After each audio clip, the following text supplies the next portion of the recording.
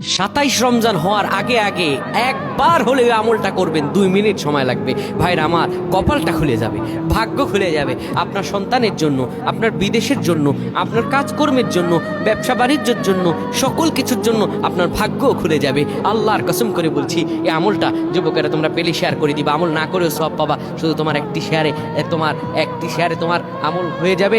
তুমি আমল না করেও সব পাবা। ভাইরা আমার, 27 রমজানের আগে আল্লাহর কসম করে বলছি, এই আমলটা ছাড়বেন না। এই আমলটা আপনারা সকলেই করবেন, এই আমলটা সকলের কাছে পৌঁছায় দেবেন, নিজে জানবেন এবং অন্যকে জানাবেন। যত মানুষ বিপদগ্রস্ত আছেন, যত অভাবে আছেন, বিদেশে থেকে দেশে আসতে পারতেছেন না, বিদেশ যেতে পারতেছেন না, বিপদের উপর বিপদ লেগে আছে, 27 রমজান হওয়ার আগে আমলটা করেন। 2 মিনিট সময় লাগবে, আর বেশি না।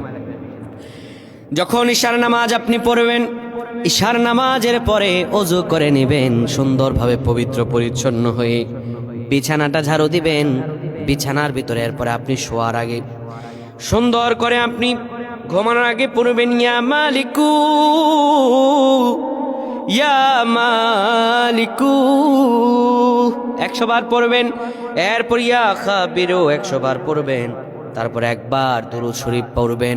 এরপরে 2টা হাত তুলে আল্লাহর কাছে যা দোয়া করবেন, আপনার দোয়া করতে দেরি হবে, আমার আল্লাহ কবুল করতে দেরি করবেন না। আল্লাহুম্মা আমিন।